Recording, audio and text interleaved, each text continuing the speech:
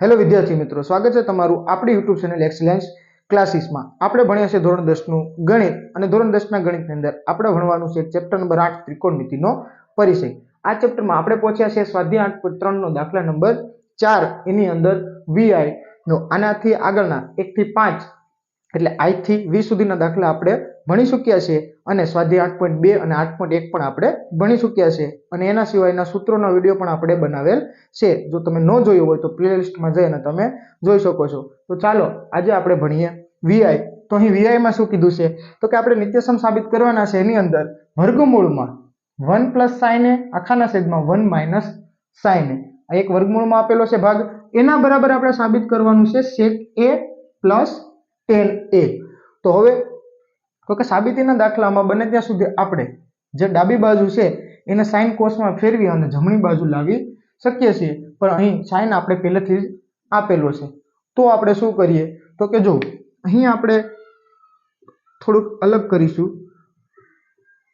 વર્ગમૂળમાં છે એને એમના એમ લખી દેશું 1 sin a ના છેદમાં 1 sin a। અહીં આપણે પહેલા સ્ટેપમાં કશું કરશું નહીં, કેમ કે આપણે ડાબી બાજુ જે હોય એમને એમ લખવાની હોય છે।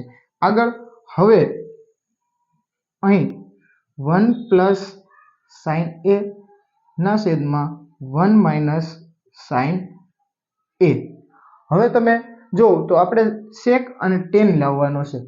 તો sec ક્યારે આવે તો કે ભાઈ 1 ના છેદમાં cos હોય તો આપણે sec લાવી શકીએ અને sin ના છેદમાં cos હોય તો tan। એનો મતલબ કે જો આ 1 ના છેદમાં અહીં cos આવી જાય તો 1 ના છેદમાં cos આવે એટલે sec થઈ જાય અને sin છે sin ના છેદમાં cos આવે એટલે શું થઈ જાય તો કે sin ના છેદમાં પણ cos આવે એટલે tan થઈ જાય।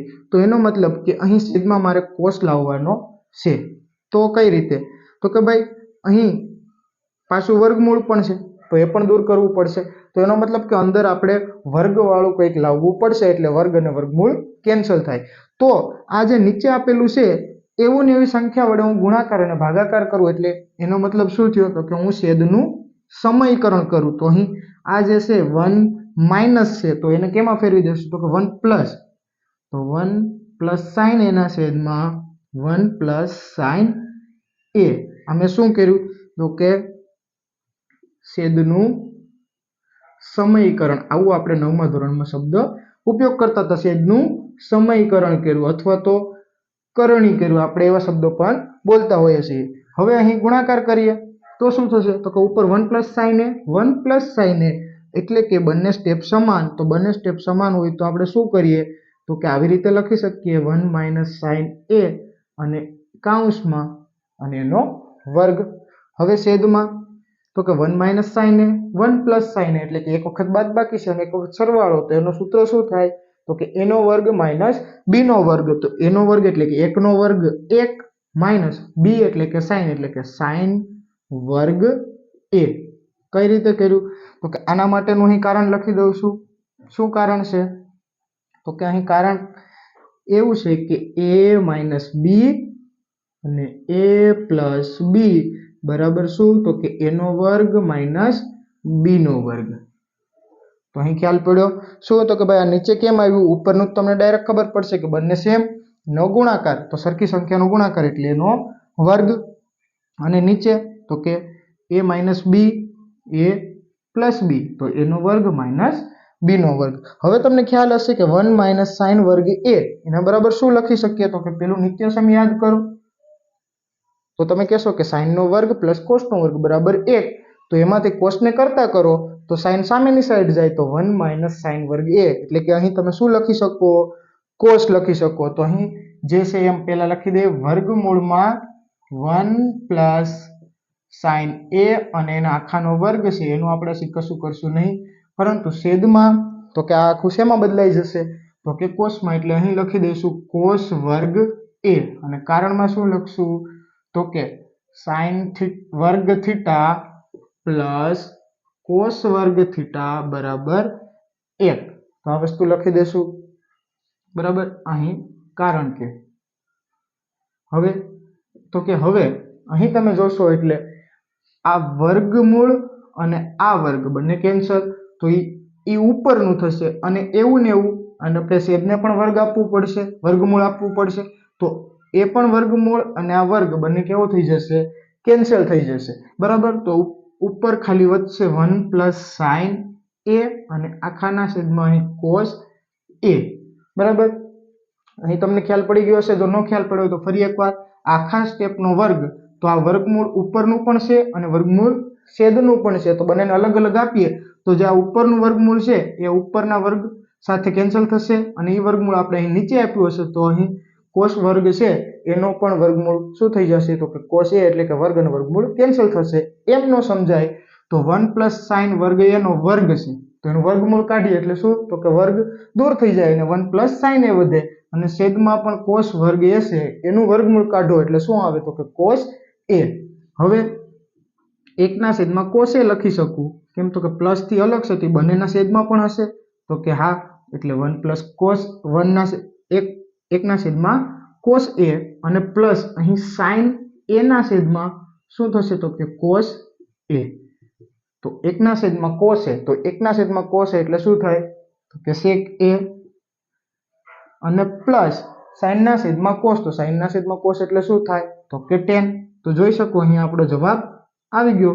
તો આને આપણે લખી દઈશું, શું આવી ગયું? તો કે જવાબ સેક એ પ્લસ tan એ એટલે કે શું આવી ગયું? જમણી બાજુ. ચાલો હવે જોઈએ આપણે v3i. તો v3i માં આપેલું છે sin થીટા માઇનસ 2 sin ઘન થીટા આખાના છેદમાં 2 cos ઘન થીટા માઇનસ cos થીટા અને બરાબર આપણે લાવવાનું છે tan થીટા. તો આ tan થીટા એટલે, તો કે અહીં tan થીટા એટલે આપણા મગજમાં હોવું જોઈએ કે tan થીટા ની બરાબર હું લખી શકીએ? તો કે sin થીટાના છેદમાં cos થીટા. એનો મતલબ અહીં બધું ઉડી જાય, sin અને છેદમાં cos વધશે એટલે આપણો જવાબ આવી જશે, બરાબર. તો હવે આપણે લઈ લઈએ અહીં ડાબી બાજુ, તો કે ડાબા બરાબર sin થીટા માઇનસ 2 sin ઘન થીટા માઇનસ છેદમાં 2 cos ઘન થીટા માઇનસ cos થીટા, બરાબર. હવે શું કરશું? તો કે જો sin બંનેમાં કોમન, તો હું કોમન કાઢી લઈશ એટલે અહીં આવી જશે sin થીટા કાઉન્સમાં અહીંથી sin નીકળી ગયા એટલે 1 માઇનસ અહીંથી 2 એમના એમ અને sin ની 3 ઘાત હતી એમાંથી 1 ઘાત આગળ કાઢી લીધી તો અહીં વધશે sin વર્ગ થીટા અને આના છેદમાં પણ સેમ પ્રોસેસ cos સમાન એટલે cos હું કોમન કાઢી લઈશ કાઉન્સમાં અહીંથી 2 એમના એમ cos ની 3 ઘાતમાંથી 1 ઘાત બહાર કાઢી લીધી એટલે cos વર્ગ થીટા માઇનસ cos કોમન કાઢી લીધા, કેટલા વધશે? તો કે 1. હવે શું થશે? તો કે જો sin ના છેદમાં cos અહીંથી 2 ભાગ અલગ કરી દઉં, ગુણાકારમાં છે એટલે વચ્ચે ગુણાકાર, તો આ એક ભાગ મારો જવાબ આવી ગયો. એને શેમાં હું ફેરવી દઈશ? તો કે tan માં. હવે આ જે ભાગ છે એ વધારાનો ભાગ છે એને મારે દૂર કરવો છે. બંને જગ્યાએ 2 sin વર્ગ થીટા અહીં 2 cos વર્ગ થીટા, તો શું કરી શકીએ? તો કે હવે આ પહેલું સ્ટેપ છે એને હું લખી દઉં છું sin થીટા ના છેદમાં cos થીટા અને ગુણાકારમાં આને અલગ. તો અહીં જો આ એક, તો એકની જગ્યાએ હું શું લખી શકું? તો કે ભાઈ એકની જગ્યાએ આપણે sin cos નું નિત્યસમ લખીએ. અહીં શું કરી દઈએ? તો કે sin cos વાળું નિત્યસમ લખીએ એટલે કે sin વર્ગ થીટા પ્લસ cos વર્ગ થીટા અને માઇનસ 2 sin વર્ગ થીટા, પૂરું. હવે એના છેદમાં, તો કે છેદમાં 2 cos વર્ગ થીટા છે એમના એમ એટલે 2 cos વર્ગ થીટા અને આ માઇનસ આખું કાઉન્સમાં છે તો અહીં મોટો કાઉન્સ કરું છું કેમ કે એકની જગ્યાએ મારે કિંમત લખવી છે પણ એની આગળ માઇનસ છે એટલે હું એકની જગ્યાએ લખી શકું, માઇનસ એકની જગ્યાએ નહીં. તો માઇનસ એમના એમ. હવે કાઉન્સમાં એકની જગ્યાએ હું શું લખી શકું? તો કે sin વર્ગ થીટા પ્લસ cos વર્ગ થીટા અને કાઉન્સ પૂરો નાનો અને મોટો પણ પૂરો.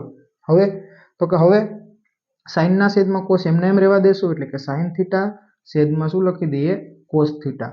અને આપણે છેલ્લે સુધી એમ રાખશું ગુણ્યા sin વર્ગ થીટા cos વર્ગ થીટા માઇનસ 2 sin વર્ગ થીટા. અહીં આપણે એ ભૂલ નથી કરવાની કે sin વર્ગ અને cos વર્ગ એટલે કેટલા? તો કે 1 નહીં, કેમ કે આપણે એમાંથી તો એ લાવ્યા છે એટલે ફરી 1 લાવવાના નથી. પણ હવે અહીં શું થઈ શકે?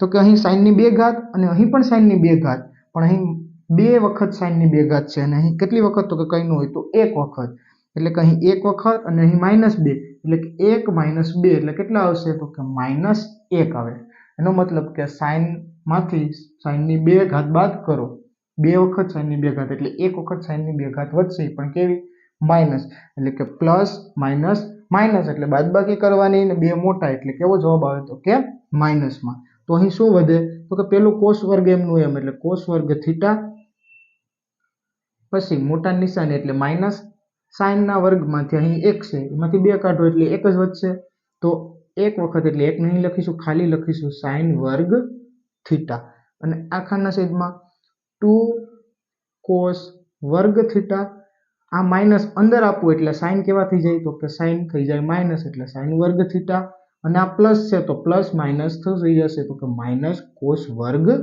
થીટા હવે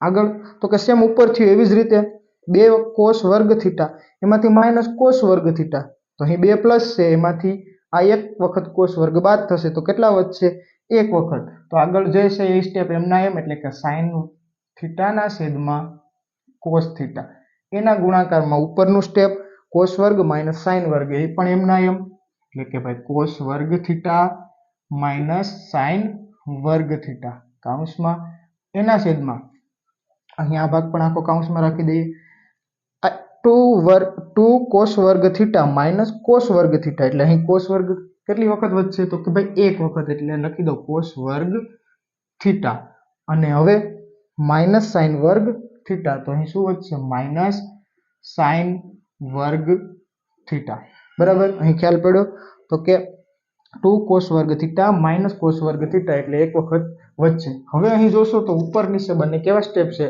તો કે સમાન એટલે ઉપરનું નીચેનું કેન્સલ તો શું આવશે તો કે ભાઈ અહીં બાકી રહ્યું સાઈન થીટાના છેદમાં કોસ થીટા અને સાઈન થીટાના છેદમાં કોસ થીટા એટલે શું થશે તો કે સાઈન થીટાના છેદમાં કોસ થીટા એટલે આપણે લખી શકીએ ટેન થીટા અને એને શું કહેવાય તો કે અહીં એ આપણી શું છે તો કે જમણી બાજુ તો અહીં આપણી જમણી બાજુ શું આવી જશે તો કે ટેન થીટા તો આ વિડીયોમાં આપણે અહીં સુધી રાખીશું આનાથી આગળના દાખલા આપણે જોશું નેક્સ્ટ વિડીયોમાં